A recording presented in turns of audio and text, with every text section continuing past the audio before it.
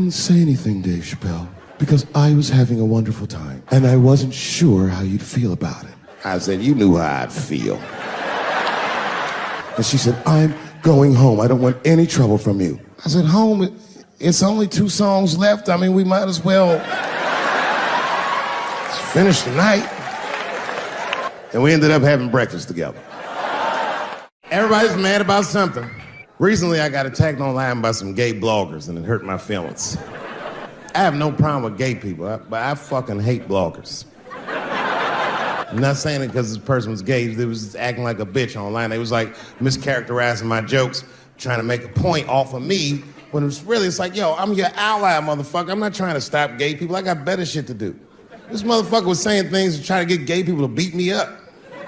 Seriously, he was like, Dave Chappelle's jokes. I don't know how he actually talks, I'm just making his voice up. Dave Chappelle's jokes were an affront to the manhood of all gay men. What the fuck does that mean? I didn't say anything that would allude to gay men not being men. I know you men. In fact, what could be manlier than fucking another guy in the ass? It's the most gangster shit I've ever heard of in my life. I told you I'm not cut out for that. I'm a pussy. I said, I have a superhero idea. He goes, really? I go, yeah, he's a gay superhero. He was like, really? What's it called? Huh? Oh, it's called Same Hero, New Boots. It's about a gay sous chef in San Francisco. He gets bit by a radioactive rat on his shift when he's taking out the trash, and is blessed with powers beyond his wildest dreams. Supersonic, gay kind of powers. And he starts saving everybody in San Francisco. But at first, he only saves gay people. Later, he saves everybody, and the whole city just falls in love with him. The only problem is, no one remembers him when he saves them. Well, I don't understand. Why wouldn't they remember him? I said, because, dummy, he's gay. He keeps changing his outfit. People come up, thanks for saving, mister.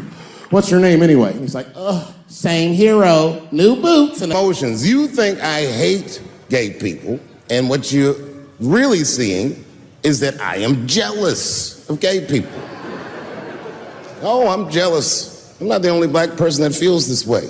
We blacks, we look at the gay community and we go, God damn it, look how well that movement is going. Look how well you are doing.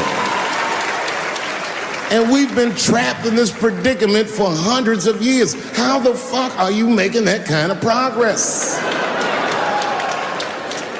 I can't help but feel like if slaves had baby oil and booty shorts, we might have been free 100 years sooner, you know what I mean? If Martin Luther King was like, I want everybody to get up on them floats, get your bodies good and shiny. The only reason I ever been mad at the transgender community is because I was at a club in LA and danced with one of these niggas for 6 songs straight. I had no idea. And then the lights came up and I saw them knuckles. I said, oh no! And everybody was laughing at me, hi, world star. I said, why didn't you say anything? Then I heard that sultry voice. I didn't say anything, Dave Chappelle, because I was having a wonderful time, and I wasn't sure how you'd feel about it. I said, you knew how I'd feel. And she said, I'm going home. I don't want any trouble from you. I said, home? It's only 2 songs left. I mean, we might as well finish the night. And we ended up having breakfast together. I'll grow up. That doesn't make me gay. I just titty fucked her. His titties are as real as any titties in LA. It's 2 o'clock in the morning. I was just borrowing a little friction from a stranger. Whoops. And they've canceled people that are more powerful than me. They canceled J.K. Rowling. My God, J.K. Rowling wrote all the Harry Potter books by herself. She sold so many books, the Bible worries about her. And they canceled her because she said in an interview, and this is not exactly what she said, but effectually, she said gender was a fact. And then the trans community got mad as shit. They started calling her a TERF. I didn't even know what the fuck that was. But I know that trans people make up words to win arguments. So I looked it up. TERF is an acronym. Stands for Trans Exclusionary Radical Feminists. This is a real thing. This is a group of women that hate transgender. They don't hate transgender women, but they look at trans women the way we blacks might look at blackface. It offends them. Like, ooh, this bitch is doing an impression of me. I came in the club minding my own business, and a woman came up to me. She goes, oh my God, Dave Chappelle. And I was just being reciprocally nice. Hey, miss, how are you? Blah, blah, blah. Benign talk, nothing to it. And all of a sudden, this lesbian fellow stepped between us. Hey, nigga, that's my girl. I said, yo, my man, back up like that. She said, I ain't backing up off shit, nigga. That's my girl. I said, bro, you're gonna have to give me 3 feet like this. She said, stop calling me a man, motherfucker. I'm a woman. I said, what? And then I looked deep in this nigga's cheekbones. I said, oh my God, you are a woman. It was just too much for me to even wrap my mind around. But I tell you what, I unballed my fist immediately, and I softened my posture so that she would know she's in no danger. I even changed the tone of my voice. I said softly, sweetly, like a pimp might say. Bitch, I'm about to slap the shit out of you. I'm goddamn sick of it. This is the worst time ever to be a celebrity. You're gonna be finished. Everyone's doomed. Michael Jackson has been dead for 10 years, and this nigga has 2 new cases.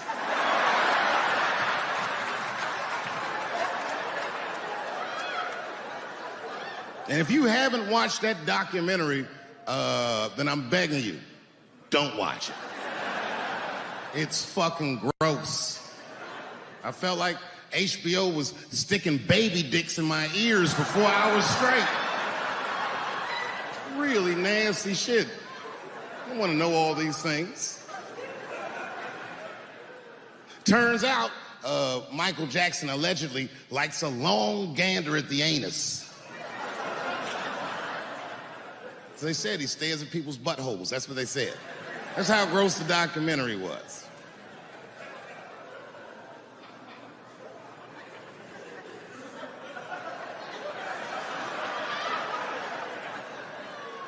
I'm gonna say something that I'm not allowed to say.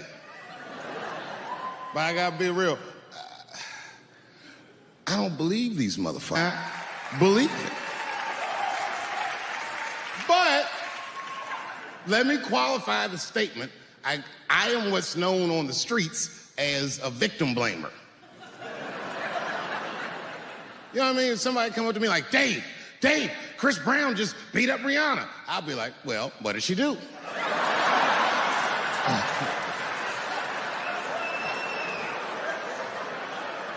Dave, Michael Jackson was molesting children. Well, what were those kids wearing at the time?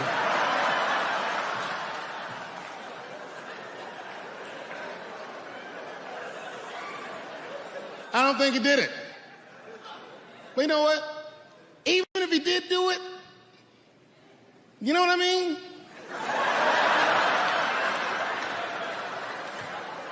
You know what I mean? I mean, it's Michael Jackson. I know more than half the people in this room have been molested in their lives. But it wasn't no goddamn Michael Jackson, was it? This kid got his dick sucked by the king of pop. All we get is awkward things.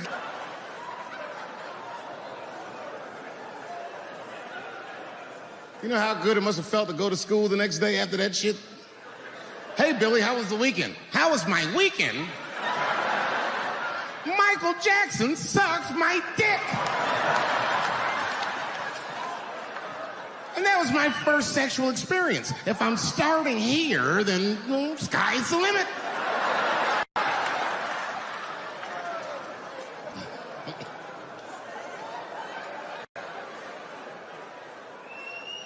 I know it seems harsh, but man, somebody's got to teach these kids. There's no such thing as a free trip to Hawaii.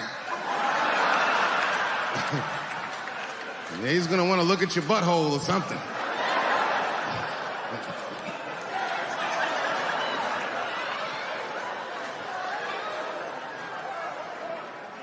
You know why I don't believe it?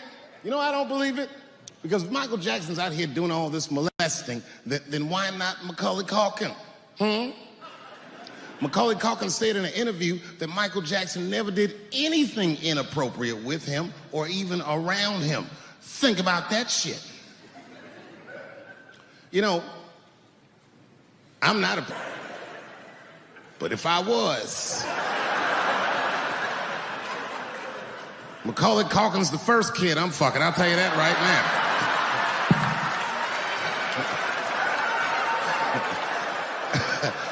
I'd be a goddamn hero. Hey, that guy over there fucked the kid from Home Alone. And you know how hard he is to catch.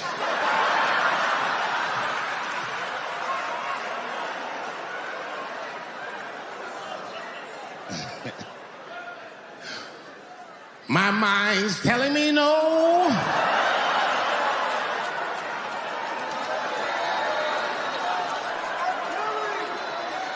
Okay, R. Kelly is different. I mean, you know, if I'm a betting man, I'm gonna put my money on he probably did that shit. I'm pretty sure he did that shit. You know, it was bad, okay, so a couple years ago, I was doing a show in Detroit, and I'm sitting backstage in my dressing room. A friend of mine comes by, this chick, Dream Hampton. Dream tells me, right before I'm going on stage, she goes, Dave, I'm working on a documentary about R. Kelly. Would you like to be in it? And I was like, nah, bitch, I'm cool. I went on stage, I just forgot about the shit. And then 2 years later, the documentary comes out, Surviving R. Kelly. And when it comes out, Dream's promoting the shit, and she keeps bringing me up. She said, I asked Dave Chappelle to be in my documentary, and he said it was too hot for TV. Bitch, I did not say that. It does not even sound like how I talk. Oh, that's too hot for TV? I would never say that shit.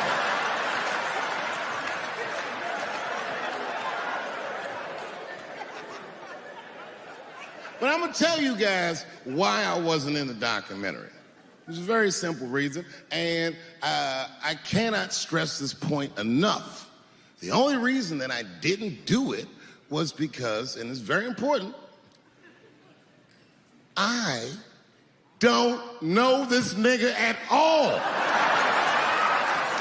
I don't know anything. I don't know anything that they don't tell me about. I don't hang out with this nigga. Nothing. So what the fuck do I got to be in the documentary for? This guy, R. Kelly, got another sex tape out now. Can you believe that shit? This guy makes more sex tapes than he does music. He's like the DJ one. Like, damn, it's a lot of tapes. The new one's so bad that they didn't even show it. I've never seen anything like this. The prosecutor in Chicago came out in a press conference and read to the media a transcript of a sex tape. Have you ever heard of such a thing? This nigga read the sex tape. And it was so bad that R. Kelly sounded guilty in the transcripts. It's fucking amazing. 16 times the girl's age was mentioned. Isn't that crazy? This motherfucker is an idiot. He was fucking her like, yeah, this is the best 14-year-old pussy I've ever had in my life. And she was like, you like this 14-year-old pussy? He's like, oh yeah, I love this 14. I'm like, man, you need to shut the fuck up. You gotta give your lawyer something to work with. You're supposed to be on the tape like, this is the best 36-year-old pussy I've ever had in my life. And then your lawyer gonna be like, Your Honor, clearly my client thought that this woman was 36, as he mentioned some 16 times in the tape. They gonna know you lying though, you know what I mean? Everybody knows no such thing.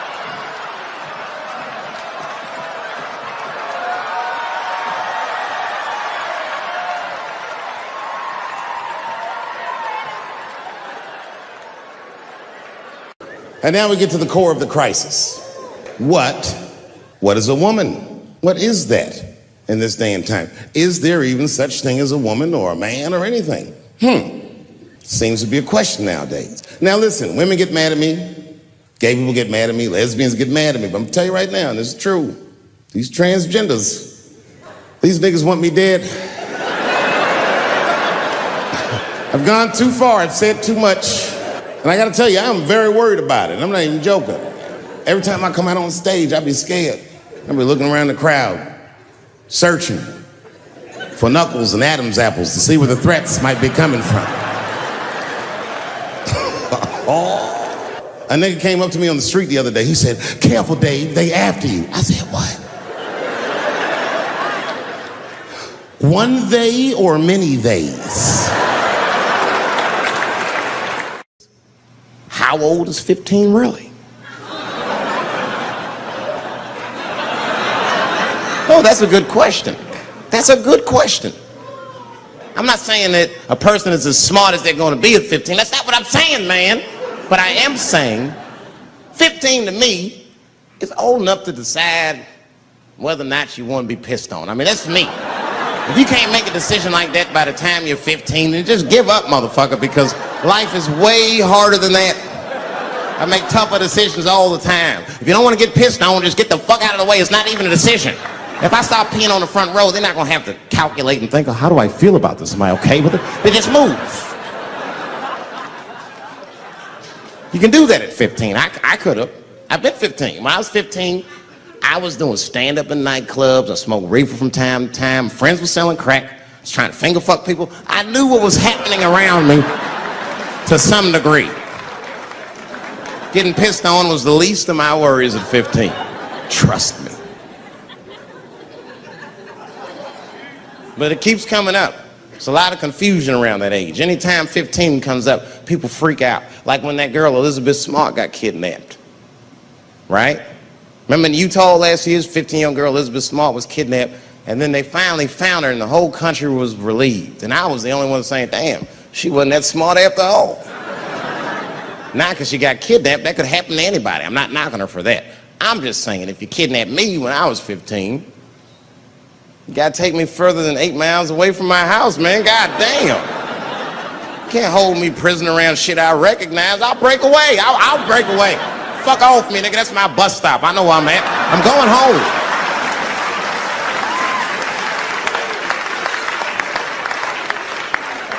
She was missing for 6 months, 8 miles away from my house. It was a great night. I remember the late, great Paul Mooney was there. A bunch of fly-ass comedy niggas was there.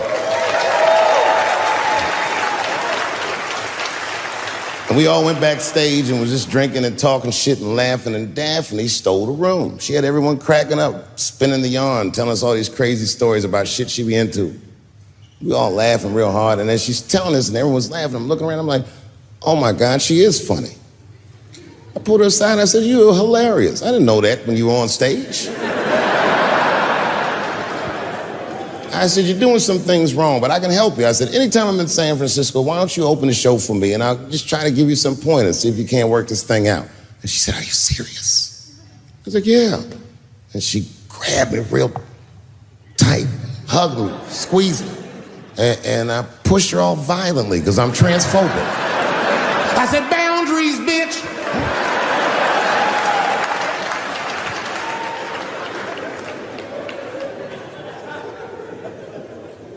When Sticks and Stones came out, a lot of people in the trans community were furious with me, and apparently they dragged me on Twitter. I don't give a fuck, because Twitter's not a real place.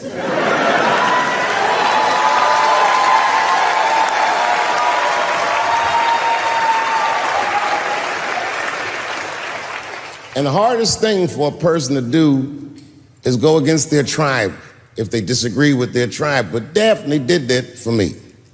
She wrote a tweet that was very beautiful, and what she said was, it was almost exactly what she said. She said, "Punching down on someone requires you to think less of them. And I know him, and he doesn't. He doesn't punch up, he doesn't punch down, he punches lines, and he's a master at his craft." That's what she said.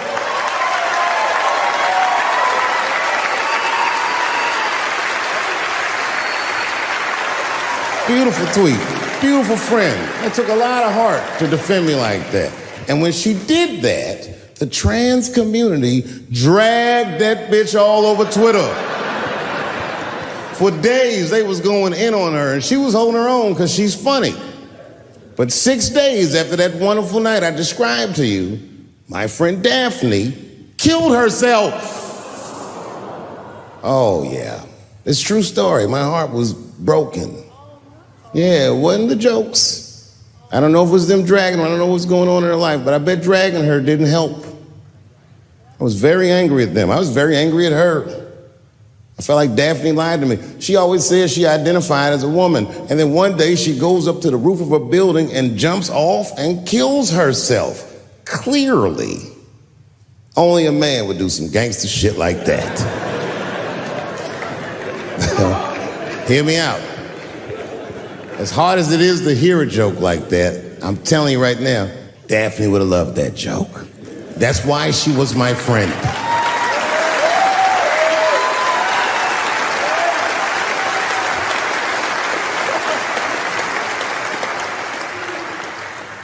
I was reading her obituary, and I found out she was survived by a daughter. And the moment I found that out, and this is true, Anderson Cooper from CNN texted me. And all he said was very nice. He said, "I'm sorry to hear about your friend." And I texted him right back, "New phone, who this?" He said, "It's Anderson Cooper." I said, "Oh," I said, "Anderson." I go, "Look, I need to find her family." And he texted me right back with all the phone numbers and all this information. I say this to say, if you ever want to know about anything gay, call Anderson Cooper from CNN. This nigga is faster than Google.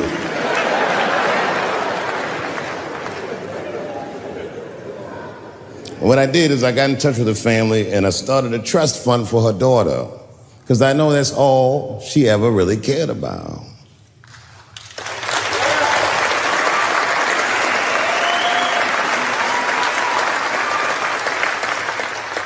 And I don't know what the trans community did for her, but I don't care, because I feel like she wasn't their tribe. She was mine. She was a comedian in her soul.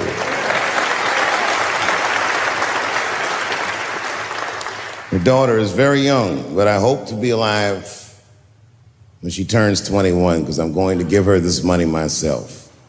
And by then, I'll be ready to have the conversation that I'm not ready to have today.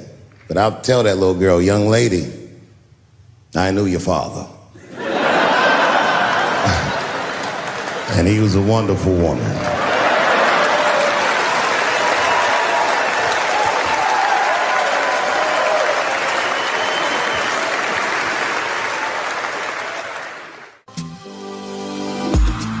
Life can get tough, chills in my bones, working too much, weight on my soul, closing my eyes, let it all go, the least I can try.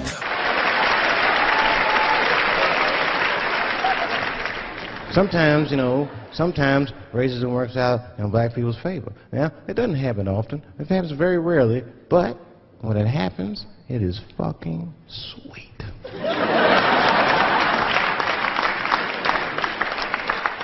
I'm serious. This one time racism saved my life, man. I was on a plane. I was coming from overseas, and I don't know how this guy got a machine gun on the plane, but he stood up, man. He said, "Everybody, get on the fucking ground! Nobody look at my face!" I started freaking out. Because he was Chinese, I was like, why is he talking like that?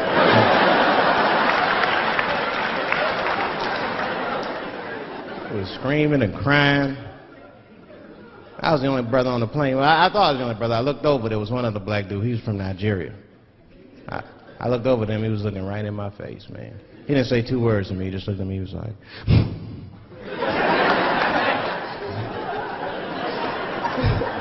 He didn't need to talk, I knew just what he was talking about. I looked right back at him, that's right.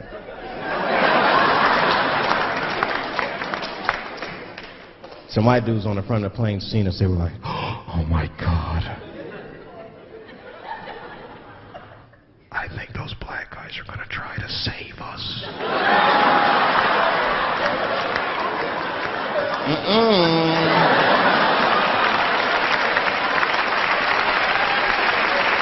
We were just communicating that we understood the situation. We were both seeing the same thing. What we understood was simple. Terrorists don't take black hostages. That's the truth. I have yet to see one of us on the news reading the hostage letters. They is treating us good. We all chilling and shit. I'd like to give a shout out to Ray Ray and Big Steve and Central Newport.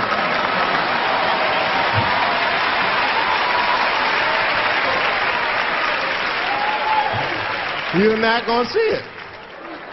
Terrorists are smart. They know what they're doing there, you know. They terrorists. They know black people's bad bargaining chips.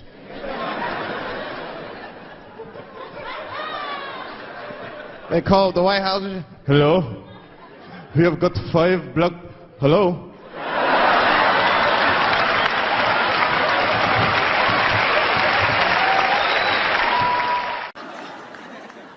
You know who I feel real bad for is Indians. Everybody feels bad for Indians. They get dogged openly because everybody thinks they're dead. These motherfuckers are not all dead, all right? With my own eyes, I've seen a gathering of 1,500 Native Americans. They were all gathered in one place. The place is called Walmart in New Mexico. There's Indians everywhere. I'd never seen Indians before. I wasn't even sure if they were Indians. It's fucked up, but I asked one of them. It's not nice, but I seen them in the sports section looking at bows and arrows. I had to say something, excuse me. I don't mean to be rude. Are you an Indian? And he was cool. Yes. Yes, I'm Indian. Still didn't believe him. I had to test him to be sure. This is fucked up. But I had a gum wrapper in my pocket, so I balled that shit up and I threw it on the floor. And a single tear came out his eye. I said, oh shit. I had so many questions. So what tribe are you from? I am a Navajo. I said, word. I studied you in social studies. You're a hunter-gatherer, correct?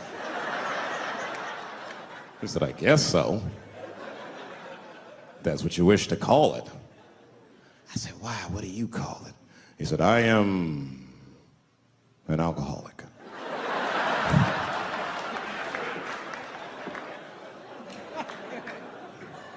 I said, well, what's your name, dog? He said, please. Dog is my cousin. That was a good guess. My name is Running Coyote. What is your name, friend? And that shit caught me off guard. I mean, I didn't want to say my name was Dave to a motherfucker named Running Coyote. This don't feel good enough. He just put me on the spot. I said, huh? My name, what? Oh, my name's Blackfeet. Then I changed the subject. Forget about me. What's going on with you? I want to meet your chief. Why don't me, you, and your chief and your friends get together tonight? We could have a real live peace pipe smoking ritual. We need to celebrate, nigga. I thought you were dead. And he set it up. It was beautiful. It was just like I dreamed. We was all sitting around. Them Indians was beating the drum. Some other Indians came out the back with a long blanket that was folded in half and put in front of us.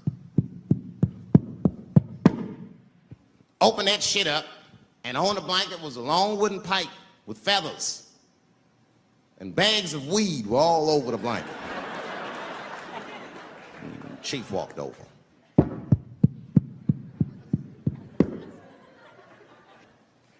The big ones are 50. The little ones are 25. And these are 10.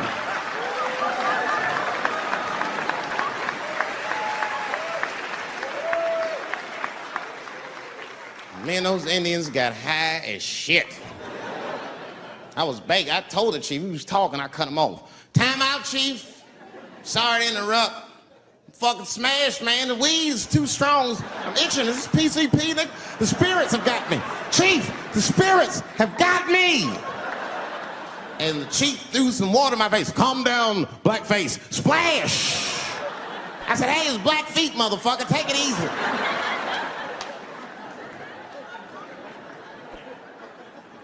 Blackfeet, you're welcome to stay amongst me and my tribe for the night until the spirits leave you.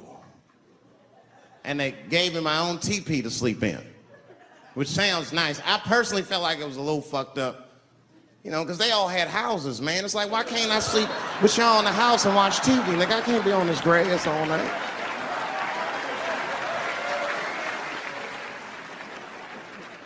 Yeah, Indians is rude, man. Everybody's rude. Indians, they eat nasty food. All they ate was corn and shit.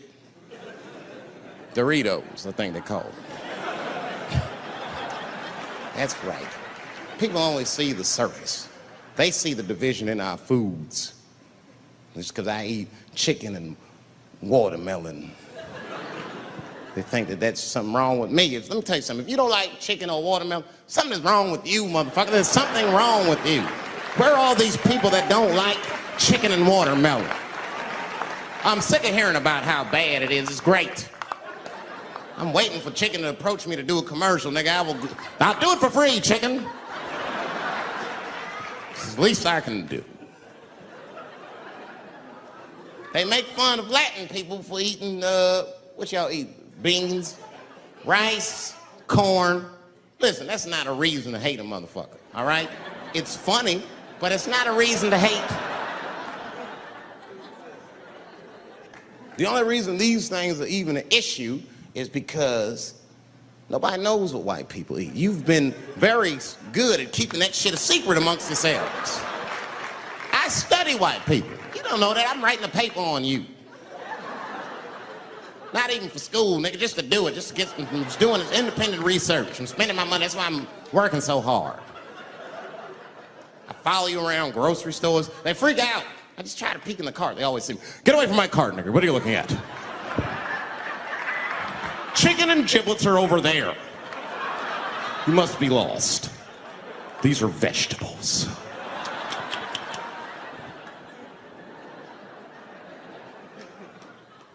I know what you drink. See how quiet I got? Grape juice. Surprise, motherfuckers, you didn't know I knew about grape juice, did you? Oh, don't play dumb with me. Looking, what is it? A lot of black people don't have the privilege of knowing about grape juice because they have grape drink. It's not the same formula that you get. Ain't no vitamins in that shit. You might have one of your black friends over. Todd, would you care for a glass of grape juice? What? Nigga, what the fuck is juice? I want some grape drink, baby. It's purple. I don't think I know what a grape drink is. What? I have some apple juice if you want. What the fuck is juice? I want some apple drink. Scream.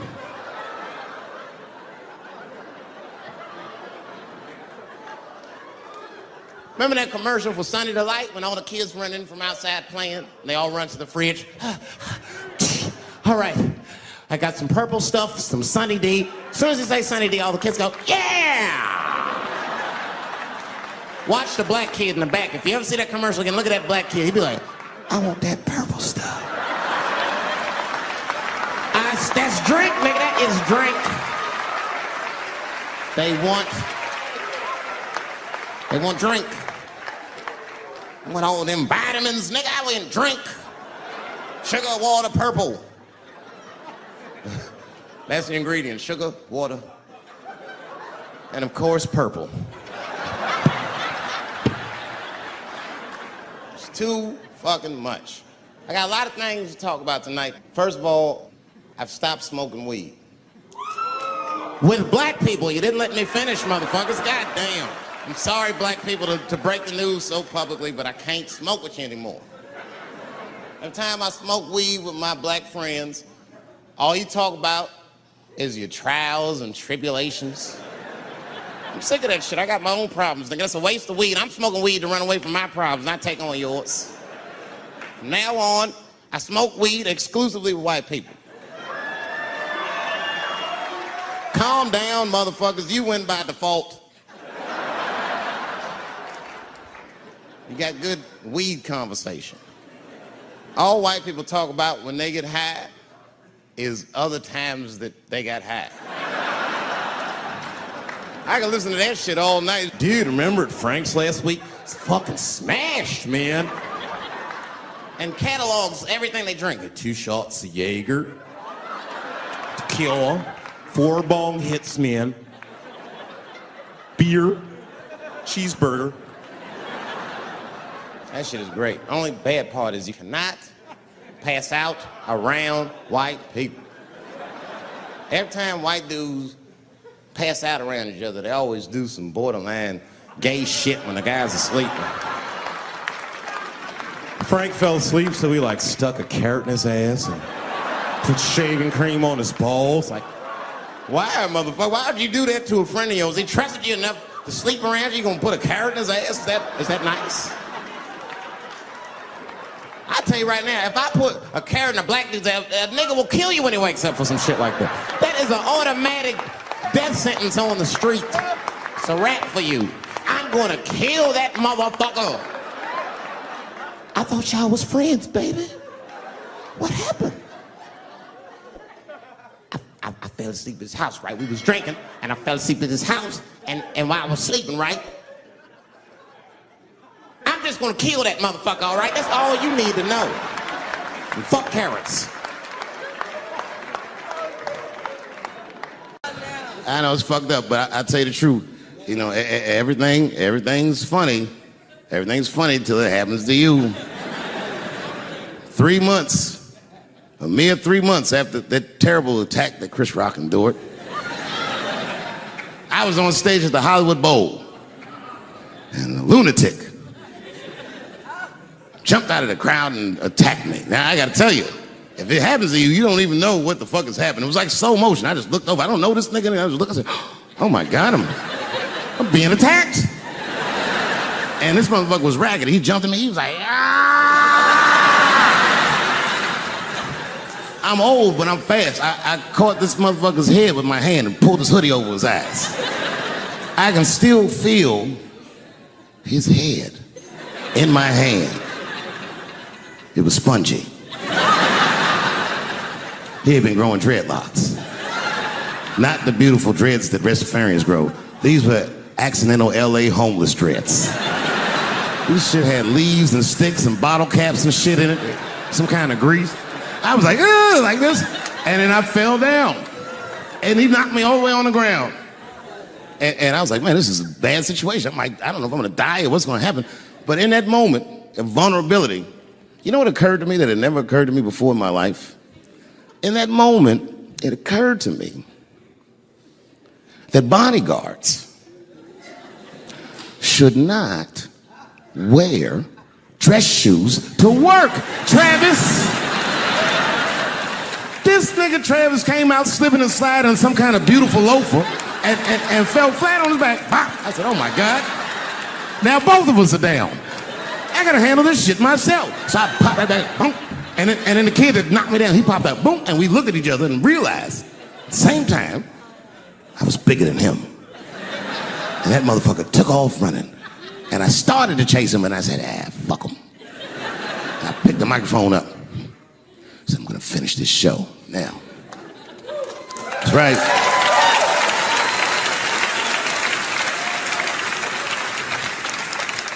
For 3 months before that, I'd been making fun of Chris Rock. And people would ask me all the time. They'd say, Dave, what would you do if you were Chris Rock and Will Smith slapped you in the face? And to this day, the answer is the same.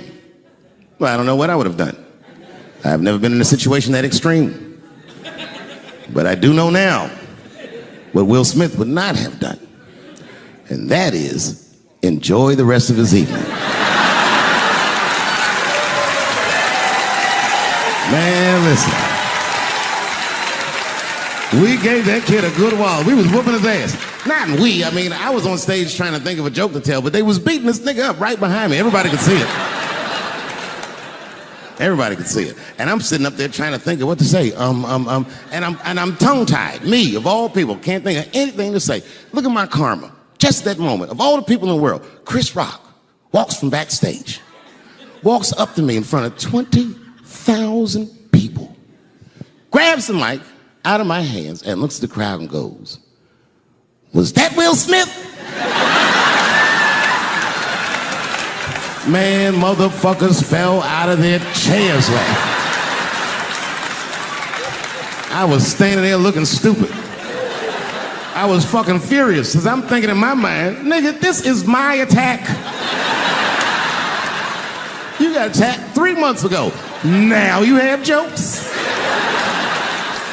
So I snatched the mic back from Chris and tried to get one off, but my shit did not go good at all. I didn't know what to say. I was just like, it was a trans man. And the crowd was like, boo. It's LA, we like trans people, boo. I know, I felt so bad. I felt so bad. But I know why I did it. You'd have to be there to understand, but man, when that guy tackled me, it was like it's like a movie or something. You gotta picture this. Picture a famous person you like. Every famous person you could imagine was at that show. It was like the biggest night that Hollywood had ever seen. And when that guy tackled me, he cleared the bleachers. I had to watch the tape afterwards to know this happened, but as soon as he tackled me, Jamie Foxx was the first motherfucker that jumped out of the crowd. He was wearing a white cowboy hat like he knew this shit was gonna happen to him. Never seen this nigga in a cowboy hat before. And Jamie started chasing that motherfucker around like any given Sunday. And that kid was fast as shit, was juking and shaking, and he broke Jamie's ankles, and he just kept running. And then Jon Stewart from The Daily Show ran from backstage and jumped at this motherfucker like Super Jew. He was like, ah! And the kid seen Jon coming, so he jumped back, and Jon went flying that way. And this kid was fast, and then he turned around. He sees the emergency exit. He starts running for the emergency exit. Just before he got to the door, motherfucking Puff Daddy from Bad Boy Records jumped in front of the door. That nigga was like,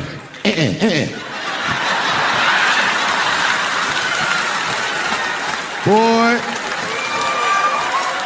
Puffy got that motherfucker. And then every celebrity just ran out, because every celebrity saw themselves in me, and they just started beating the fuck out of that kid.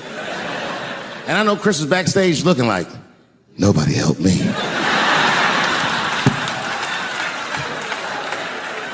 Everybody hates Chris.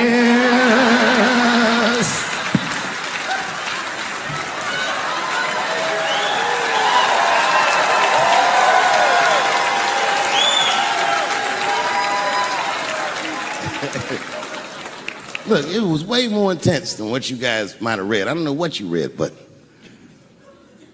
the kid, while we was beating on him, reached in his waistband, pulled out a .22 caliber pistol. That shit was mayhem. Everybody started screaming, oh my God, he's got a gun, he's got a gun. And then I got scared. I was in the back, but I was scared, because I knew that everybody that was with me was armed. Yes, if they had shot and killed this kid on stage at the Hollywood Bowl, like I pay you to do, Travis,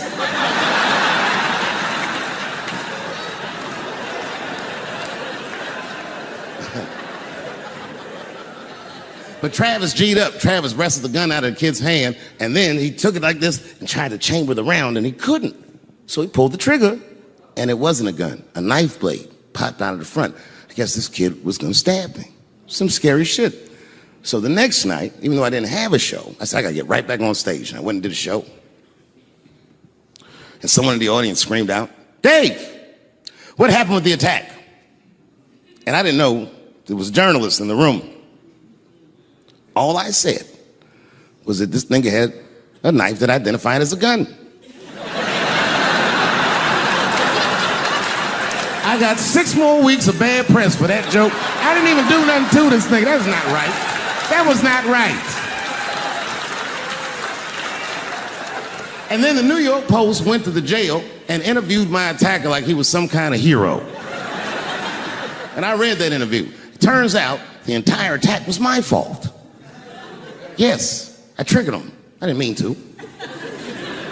I had done jokes about the homeless. It turns out this young man was homeless. And I mean, there's no way I could have known this.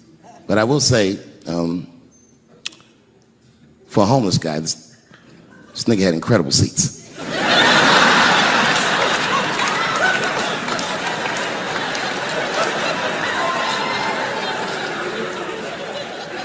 Oh, and they said I triggered him because I had done LBGTQ jokes, and it turns out this fella was a B. That was the headline in the article. It said, Dave Chappelle's alleged attacker is bisexual. I said, alleged attacker? This motherfucker definitely attacked me. I'll show you the tape. He's allegedly bisexual. I'm gonna need to see him suck somebody's dick before I believe the rest of this article.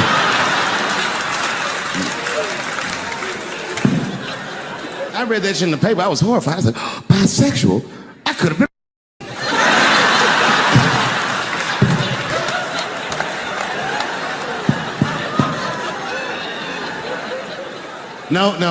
No, you know what though? It's not funny because after all that madness ensued, I went to the hotel room. I was by myself and I opened the door and my wife was in there alone. She was sobbing, like sobbing. I said, oh my God, what's wrong with you, bitch? Did you get attacked too?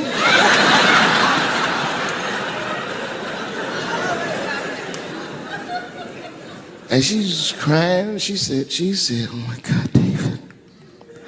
She said, if you had died tonight, me and the kids would have nothing.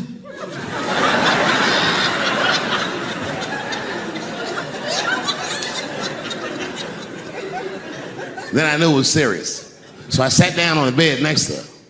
And I reached in my pocket, I pulled some keys out that she had never seen before. She said, what are those keys? And I gently placed them in her hands. I said, sweetheart, those are the keys to my safe deposit box. God forbid anything ever happen to me. But if it does, don't even worry about it. You and the kids have everything you need in that box. I've already taken care of it. And she was looking at them keys, and I could see her mind realize what we were actually talking about. And then she just started crying harder. And to be honest with you, that made me cry a little bit too. And we hugged each other real tight.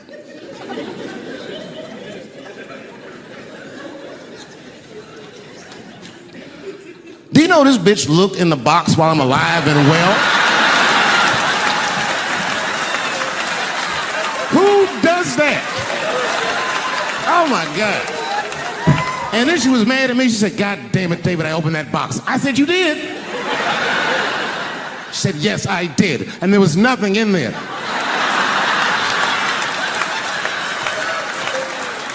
I said, nothing? Oh. She said, nothing except your stupid joke book. I said, whoosh. I said, well, sweetie, look. If you tell those jokes exactly how they're written, you and the kids should be fine. They're really good jokes.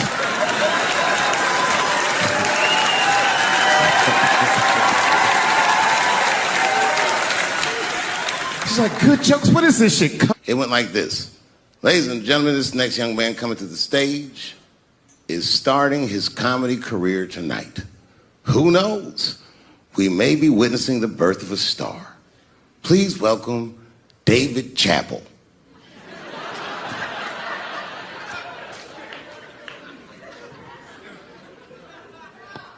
From the first time that I ever held a microphone, I was sure this was it. I knew I was home. I knew I had found my thing. And my God, man, I was a child. I got good. Matter of fact, I was good from the moment I started. And I'm not saying this to be a braggart. I'm telling you the truth. These old niggas was in awe of me. How is this little boy so poised? They used to say. I was. I mean, you know, I got better, but...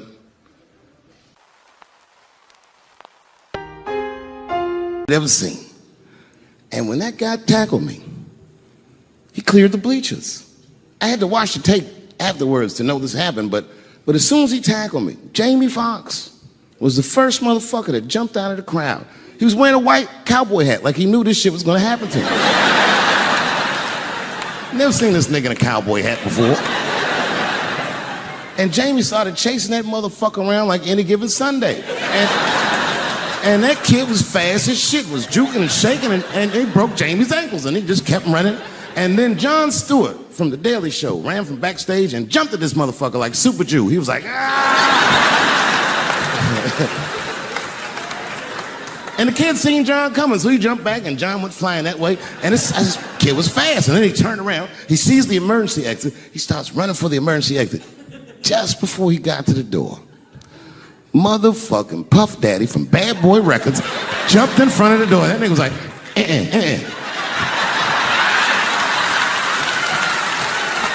Boy, Puffy got that motherfucker. And then every celebrity just ran out because every celebrity saw themselves in me, and they just started beating the fuck out of that kid. And I know Chris was backstage looking like, nobody helped me.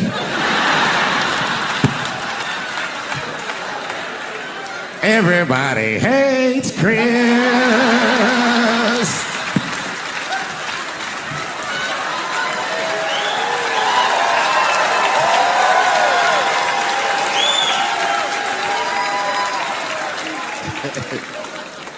Look, it was way more intense than what you guys might have read. I don't know what you read, but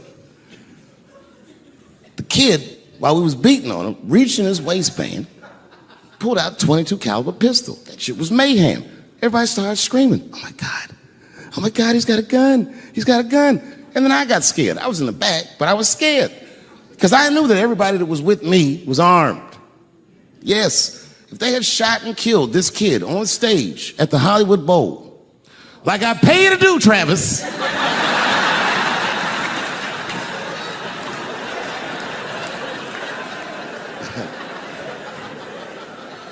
But Travis G'd up. Travis wrestled the gun out of the kid's hand, and then he took it like this and tried to chamber the round, and he couldn't. So he pulled the trigger, and it wasn't a gun. A knife blade popped out of the front. I guess this kid was gonna stab me. Some scary shit. So the next night, even though I didn't have a show, I said, I gotta get right back on stage. And I went and did a show. And someone in the audience screamed out, Dave, what happened with the attack? And I didn't know there was journalists in the room. All I said was that this nigga had a knife that identified as a gun. I got 6 more weeks of bad press for that joke. I didn't even do nothing to this nigga. That's not right. That was not right. And then the New York Post went to the jail and interviewed my attacker like he was some kind of hero. And I read that interview. It turns out the entire attack was my fault. Yes, I triggered him. I didn't mean to. I had done jokes about the homeless. And turns out this young man was homeless. And I mean, there's no way I could have known this. But I will say, for a homeless guy, this nigga had incredible seats.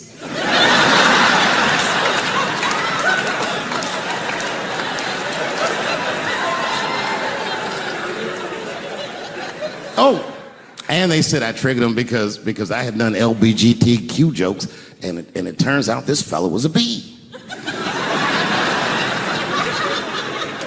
That was the headline in the article. It said, Dave Chappelle's alleged attacker is bisexual. I said, alleged attacker? This motherfucker definitely attacked me. I'll show you the tape. He's allegedly bisexual. I'm gonna need to see him suck somebody's dick before I believe the rest of this article.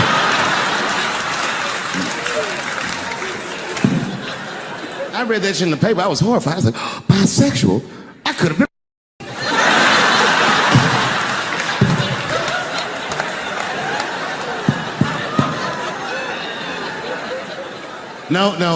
No, you know what though? It's not funny because after all that madness ensued, I went to the hotel room. I was by myself and I opened the door and my wife was in there alone. She was sobbing, like sobbing. I said, oh my God, what's wrong with you, bitch? Did you get attacked too?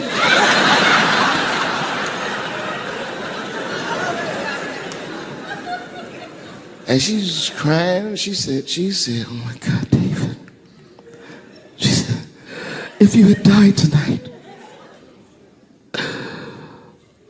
me and the kids would have nothing.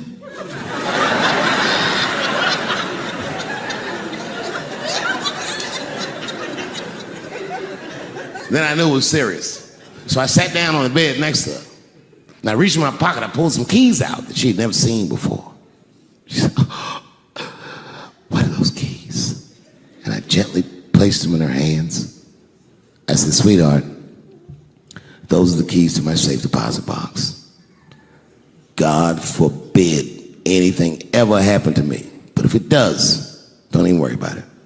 You and the kids have everything you need in that box. I've already taken care of it.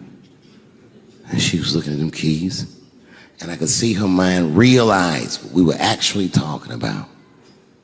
And then she just started crying harder. And to be honest with you, that made me cry a little bit too. And we hugged each other real tight.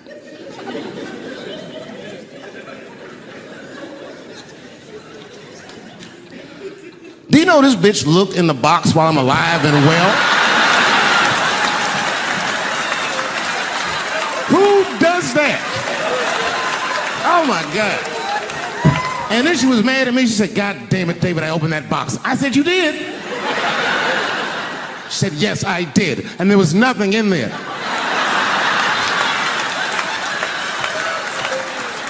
I said, nothing? Oh. She said, nothing except your stupid joke book. I said, whoosh. I said, well, sweetie, look. If you tell those jokes exactly how they're written, you and the kids should be fine. They're really good jokes.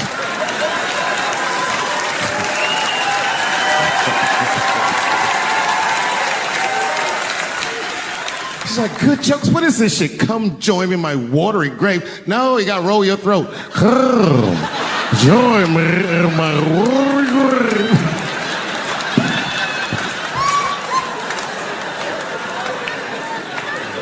I said, I need a gun immediately. The guy didn't answer, no questions. He just grabbed a 12-gauge shotgun, handed it to me. I'd never even held a gun before. I'm not a dummy. I'm like, well, I need some bullets too. And the guy reached under the counter, put 2 box shells on the counter. He said, all right, buddy, which box do you want? I didn't know. One box had pictures of some ducks on it. The other box had pictures of some deer. I said, well, what's that box with them ducks? He said, oh, that there's birdshot. And then he goes just like this, I'm not exaggerating, he goes, that won't kill a man. He said, it'll just pepper him up nicely. I said, what the fuck? Pepper? I said, well, what's that box with the deer on it? He goes, oh, that there's buckshot. That'll put a hole in the goddamn truck if you wanted to. So which box do you want? And he picked the one with the deer up and shook it. I thought he was trying to trick me. I was like, do you have a box with a picture of a white dude trespassing on it? Because it's exactly the strength I'm looking for. The fuck am I getting my kids vaccinated for an old-ass disease like measles? This is ridiculous. You might as well give them a diarrhea shot if you're so worried. Diarrhea has a bigger body count than the measles do. You know, diarrhea is funny today, but 100 years ago, if your ass had diarrhea, you were a goner. There was like a 0 chance of survival. You get that first squirt, uh-oh. Better start getting my affairs in order. But I don't have much time. It's diarrhea. It's very serious. You just watch your buddy slowly die in a pool of his own shit. I give up diarrhea. Too strong. Nowadays, your buddy just be like, oh, well, you got diarrhea? Just eat a banana, nigga, drink some water. Let's get to the club. Still make last call. Because if these women were serious, you know what they would have done? They all would have fired their agents. And they would have went to the mailroom of one of these big agencies and found a woman that was busting her hump in there and said, if you want to talk to us, then you have to talk to her. And if they did that, then she would be big and they would be big and nobody would get fed to Harvey Weinstein.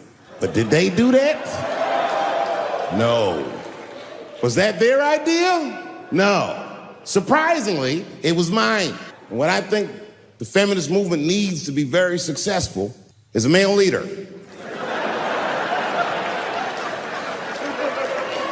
I'll do it. I will. I will lead you women to the promised land. I will make sure you get equal pay for equal work.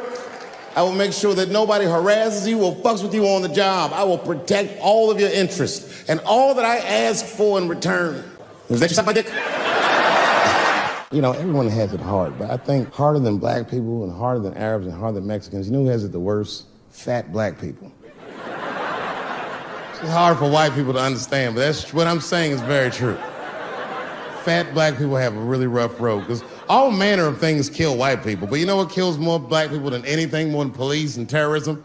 Salt, nigga, regular ass table salt. Here, white people are getting Ebola cures and shit, and meanwhile, I'm dying from fucking the flavoring. Look, honestly, I'll stop talking about it. Let me say this, though. Let me just say this. Can we all just say that we've seen it coming? Were you surprised? It's like when that guy threw that banana at me. Do you think I was surprised? Hell no. I've been in show business 30 years. I was expecting this banana.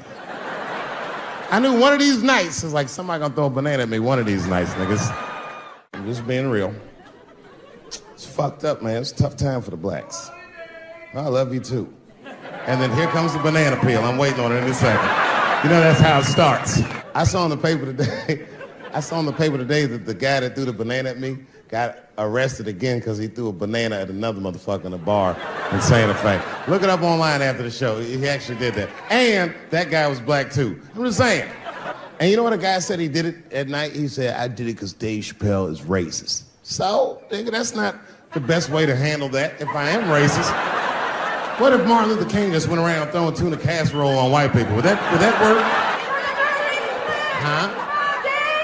I seen your girl bubbling. She's drunk as hell, buddy. Listen, sir, I don't know what she's saying, but just take my advice. Get some water in her, or you're gonna have some dry pussy when you get home. I remember I was at this bar one time. This is that kind of bar it is. I was in there one time, I was fucked up, and I turned around to everybody in the bar, I go, hey, everybody, I'm gonna buy everyone in the bar around the drinks. And all the motherfuckers like, hoorah! And the bartender knew I was drunk, so she pulled me aside. Mr. Chappelle, are you sure about that? That's going to be $16. Guess who was in the bar? I thought I was seeing things. I looked across the room, and I saw the trans bitch from the picture. I said, what is a trans person doing in a place like this? This is very dangerous behavior. And she was with two big, buff, gay black dudes. I didn't know these dudes, but I know they was gay. If they had a dick in their mouth, they wouldn't look any gayer than they did just sitting there. They had 1980s gay face. You know what that is? Remember in the 80s when gay people looked surprised all the time? You think like Caitlyn Jenner's a bad person? I'm not mad at her for doing it. Not even mad at Sports Illustrated. If I'm mad at somebody, I'm probably just mad at myself. You understand? Because deep down, I know that I am not strong enough to not look at those pictures. And I don't think I'm ready to see what she's trying to show me. So Caitlyn, goddamn it, if you go through with this thing, bitch, you better go hard or go home. I want you to go all the way. Hustler style. Do you know what hustler style means, miss? That means spread the lips.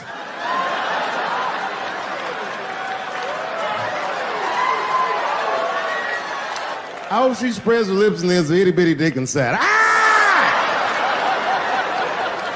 The show is behind the curtains. Gender is a fact. You have to look at it from a woman's perspective. Look at it like this. Caitlyn Jenner, whom I've met, wonderful person, Caitlyn Jenner was voted Woman of the Year. Her first year as a woman. Ain't that something? Beat every bitch in Detroit, she's better than all of you. Never even had a period. Ain't that something? Oh, I'd be mad as shit if I was a woman. I'd be mad if I was me. If I was in a BET Awards sitting there and they're like, and the winner for Nigger of the Year, Eminem, my man. You can see it. You ever have this happen? This is how confusing it is. This is the practical application of what I'm talking about. Like a guy be out, it's happening to a lot of guys. You be at a club, bar, right? You're kicking with your boys, and a girl walks by, and man, she looks good. She looks good. Not good in that classical way. I mean, you know, I'm talking good like she got half her ass hanging out her skirt. Her titties are all mashed together, popping out the top of her turtleneck and shit.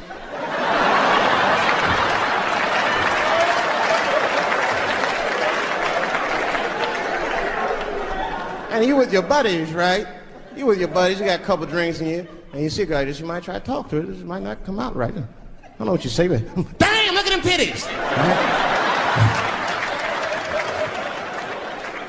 The girl gets mad and says, oh, wait a minute.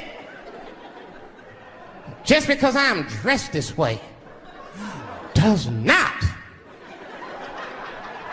make me a whore. Which is true.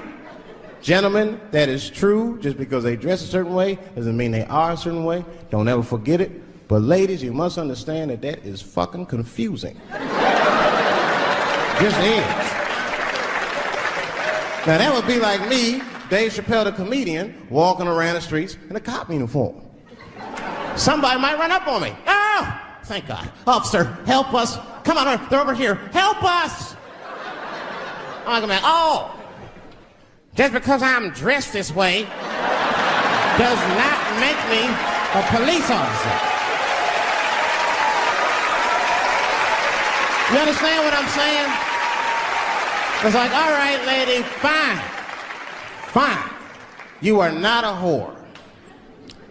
But you are wearing a whore's uniform, I'll tell you that shit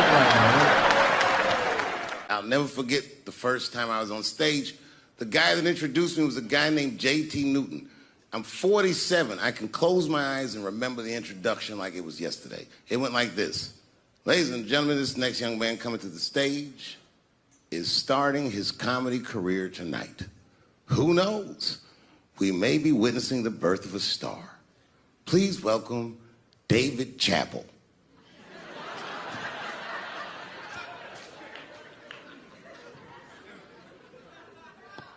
From the first time that I ever held a microphone, I was sure this was it.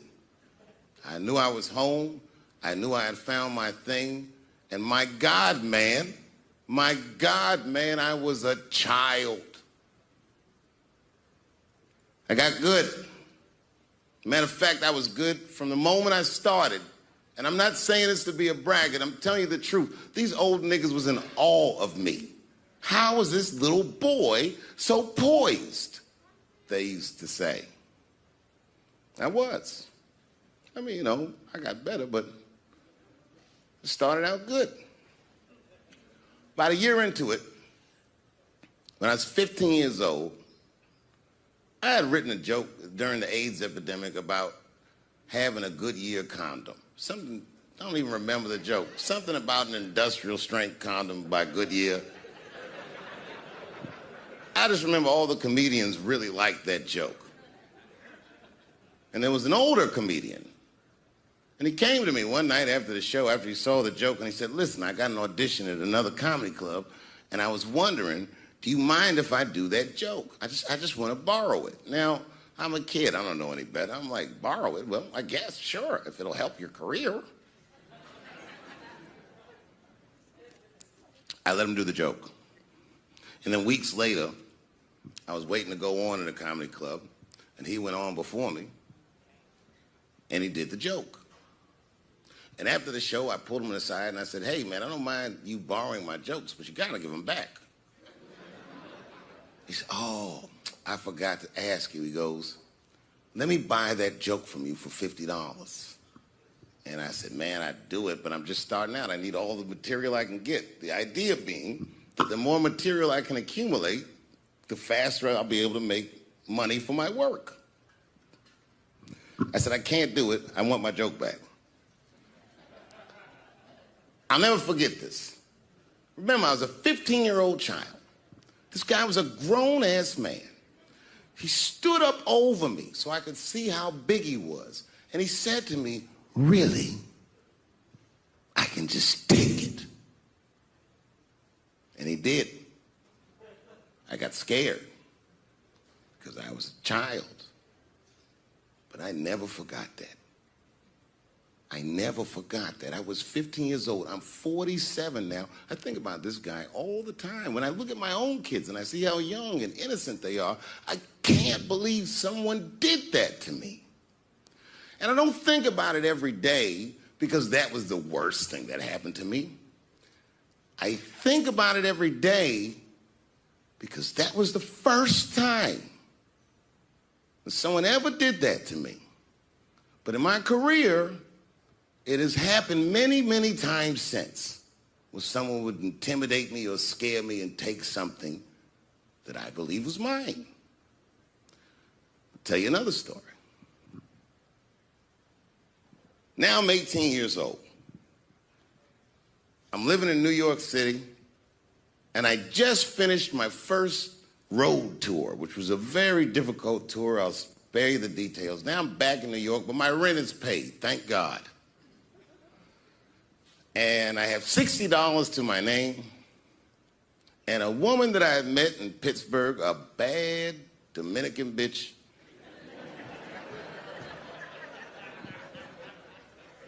was coming to New York. She was going to spend the weekend with me. I couldn't wait for her to get there. She was coming that evening. But remember, I only had $60 for a whole weekend to entertain a bad bitch. Now I'm walking through Greenwich Village, and I see something I've never seen before. 3-card Monte. You know what that is? Yeah, the guy had the whole thing. The table was set up, and he had the 3 cards, and the crowd was hooting and hollering, and he was like, find the red card, find the red card, and people were playing. Sometimes they win, sometimes they lose, but it was really exciting, and I'm standing there watching it, and I noticed while I'm watching them play this game that the red card, the one you're trying to find, had just a little bend on the corner. And I'm watching it, and I'm like, yo, this guy doesn't seem to know that red card is bent. I'm gonna beat this motherfucker. And I walked up to the table and I said, let me play a hand. And I put my last $60 on that table, and he starts to shuffle and find the red card, find the red card. And I kept watching that bent card go around the table, make sure I kept my eyes on that bent card. And when he stopped shuffling and he said, find the red card, I pointed to it with confidence. Here it is right here. And he flipped it over, and it was black. And he took my money. I couldn't fucking believe that. How did this nigga do that? Was that magic or sorcery? I was confused. So you know what I did? I sat there and I watched him for a real long time play the game. And I realized that all those people who was doing all that hooting and hollering and betting, my God, they were his friends. They were in on the whole thing. I felt so wronged. I felt so stupid. And then the next sucker came up to the table and was about to put his money down. And I said, fuck that, man. Don't put your money there. All these niggas is in on it. It's a trick. And when I said that, the guy that was dealing, and this motherfucker was huge, snatched me up by my collar. Feel how strong he was when he grabbed me. I was a skinny little guy. And he was gonna maul me. And the only reason he didn't, I'm sure, is because he saw the fear in my face. And that fear, he looked at me. I saw his eyes go from hard to soft. He softened. Then he looked at me like the way a father would look at a child. And he said to me, young man, don't ever come between a man and his meal. I never forgot that either. Most niggas would have to run the streets for years to learn a lesson that profound. It took me 2 seconds. Never get between somebody and their paper. Taking a man's livelihood away from him is akin to killing him. Do you know why Prince, the famous rock star that was a friend of mine, do you know why he called himself the artist when he came back? He calls himself the artist because that's what they call us in our contracts. Oh, these contracts are crazy. You should hear the terminology they say in these contracts. To use your name and likeness in perpetuity throughout the universe. Who the fuck could possibly know what that means? Nobody does. It's so complicated, in fact, that when you're a kid like me, you have to hire somebody to tell you what that means. And you sit down at a table and you do the contract game. And that's how I got with Comedy Central. I signed a contract. But I signed the contract the way that a 28-year-old expectant father that was broke signs a contract. I was desperate. I needed a way out, and it wasn't good money, and it wasn't good circumstances, but what else am I gonna do, I said. And all these white people sitting at that table told me, trust us, Dave, it's a good contract. And I looked around the table, and they all seemed to agree it was a good contract. But what if it was like that game of three-card Monte? What if they were all friends and I didn't know it? And the bag of money was Iceberg's money in the first place. What was I talking about? What was I trying to tell you?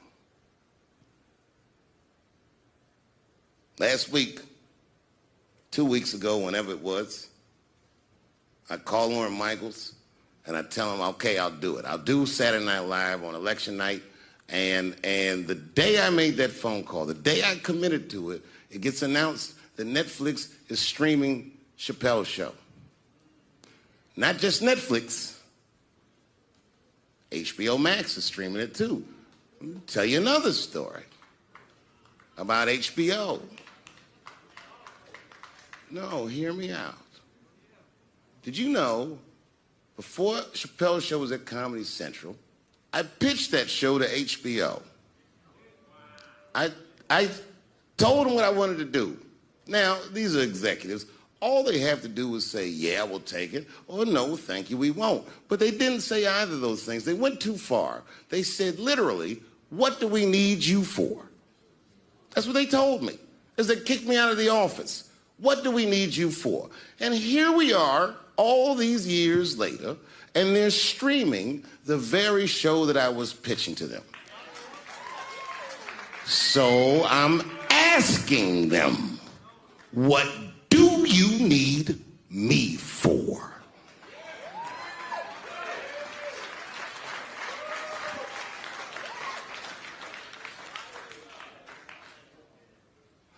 People think I made a lot of money for Chappelle's show. When I left that show, I never got paid. They didn't have to pay me because I signed the contract. But is that right? I found out that these people were streaming my work and they never had to ask me or they never had to tell me. Perfectly legal because I signed the contract. But is that right? I didn't think so either. That's why I like working for Netflix. I like working for Netflix because when all those bad things happened to me, that company didn't even exist.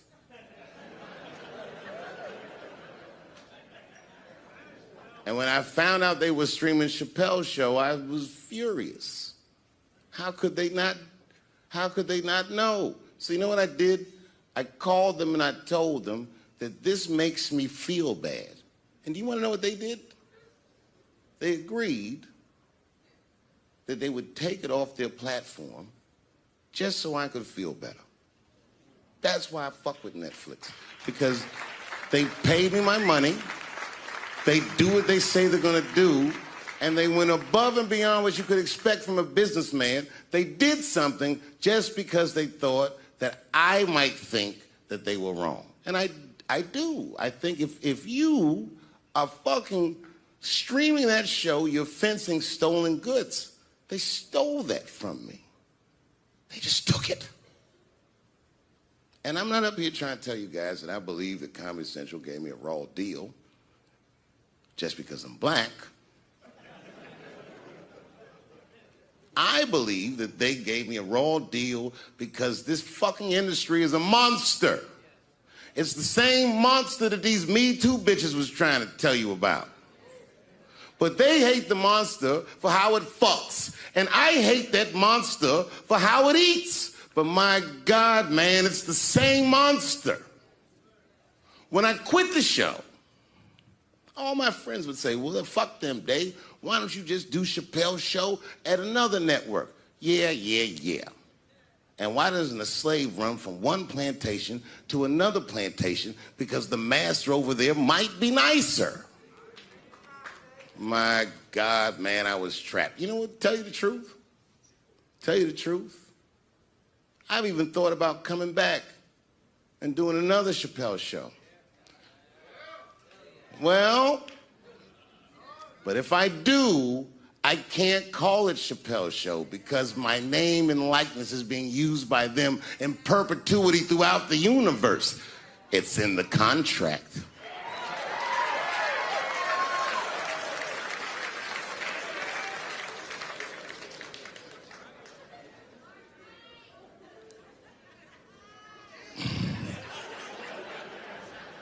You're not supposed to do this in my business.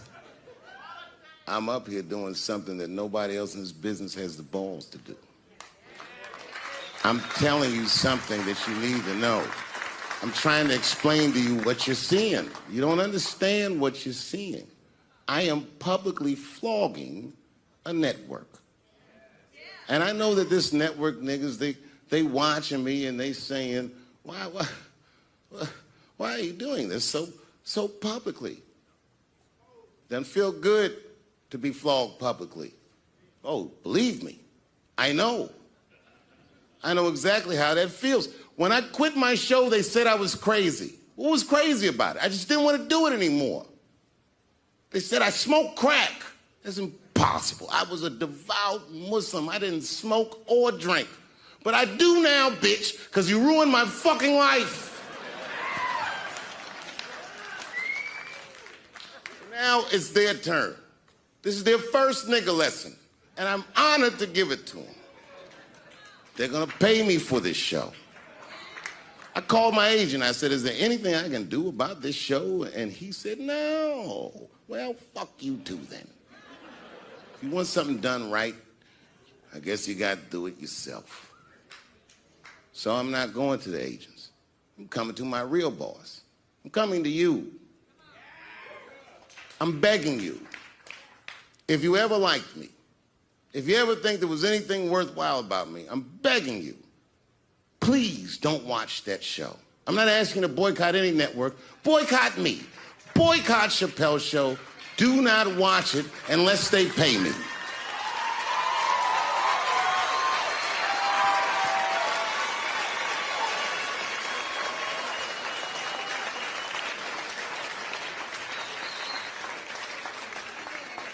If you're a shareholder at Viacom, then I'm talking to you. Because all that shit that they do to us, well, they do everything for their shareholders. That's what they told me. So if you're a shareholder in that company, tell them it's wrong. And if you don't believe that it's wrong, then fuck you too. You should know what's in the hot dogs you eat. Now, there's probably a bunch of people at Comedy Central and Viacom and all these places that have no idea what I'm talking about. They've all either quit or been fired or got Me Too'd or something. Them niggas is gone. And there's a whole bunch of new young people there, and they're probably looking like, what is he talking about? They may not actually know what the fuck happened to me. So I'll tell you what I'm talking about. Go downstairs to your accounting department, open the books, see what that show made, and look at what you paid me. That's exactly what I'm talking about. You're going to pay me. I am inviting you to come with me and work with me. And let's fight against that terrible, terrible feeling that you made me feel together. We can fight together and work this thing with Chappelle's show out. Or I can just take it. Thank you. She's just like, you need to stop doing that. And then I tried to change the subject. I go, how is school going, boys? And my sons tell me, well, we didn't have school today, technically. I'm like, well, what's going on? He said, well, there was like a school shooting drill. I never heard of this. You know what this is?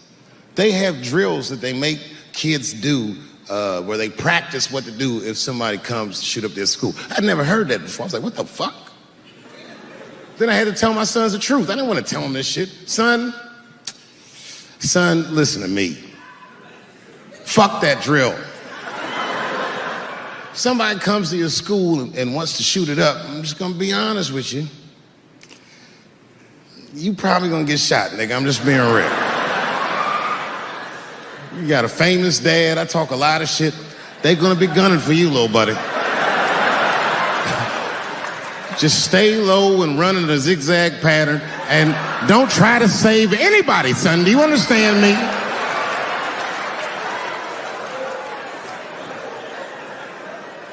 If you're a parent, this shit is terrifying. This shit is real scary. All the parents is looking at each other crazy. Because we know as parents that one of us is raising the shooter. Just don't know which one of us it is. All we know for sure is that if you're a white parent, the chances that it's you exponentially higher than the rest of us. It's fucking crazy. You know, I hated school too. It never occurred to me. Kill everybody in school? It's fucking crazy. Just do what I did, nigga. Try some things. Have you skipped school, nigga? Skip school. Take a walk and meet some other kids. Fuck school, nigga. Some scary shit. I've given this a lot of thought. I don't see any peaceful way to disarm America's whites. I hate guns, personally. I can't stand them. Yeah, but I have several. I don't want them, but I feel like I need them. Don't forget where I live. I live in Ohio. And anyone that knows anything about Ohio knows that even the word Ohio is an old Native American word. It means, literally, land of poor white people.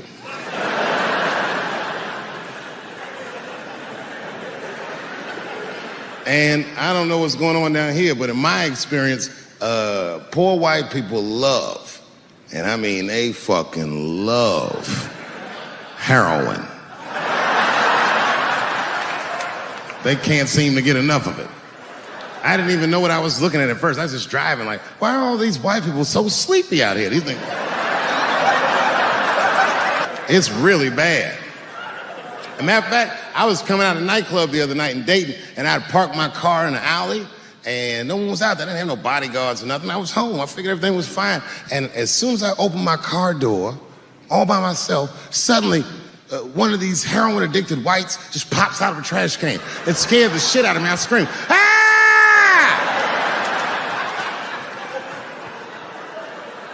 And then I realized it was a woman. She was fucked up. She said, hey man, relax, okay?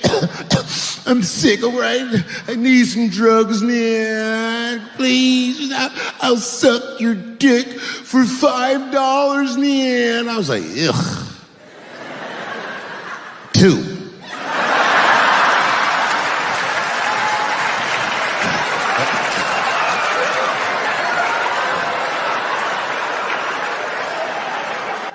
Obviously, I'm joking.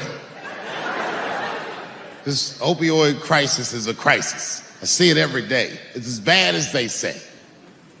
It's ruining lives. It's destroying families. Sadly, you know what reminds me of us? These white folks look exactly like us during the crack epidemic. You know, it's really crazy to see. And all this shit they talk about on the news about how divided the nation is, I don't believe it. I feel like nowadays we're getting a real good look at each other. It's wild because I even have insight into how the white community must have felt watching the black community go through the scourge of crack. Because I don't care either. Hang in there, whites. Just say no. What's so hard about that?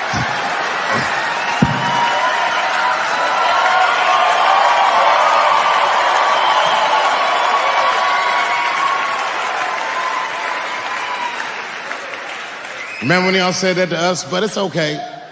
There's no grudges. Now you finally got it right. Once it started happening to your kids, you realize it's a health crisis. These people are sick. They are not criminals. They are sick.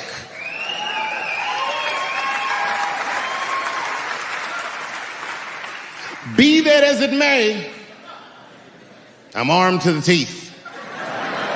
First gun I bought was a 12-gauge shotgun. I didn't want the gun. Remember, though, I'd moved to a farm, and I was sitting there on the porch, and I see a white dude walking across my property, entitled, like he's supposed to be there. He had a rifle over his shoulder, too. Ain't that a bitch? I said, what the fuck is this guy doing on my property? I was mad as shit, but I was unarmed. So I ended up just waving to this motherfucker like a bitch. I was just like...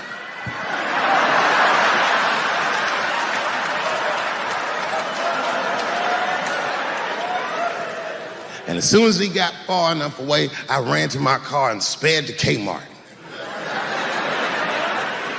This is in a rural white area. And remember, I was nervous because the guy was on my property. I'm black and I was sweaty.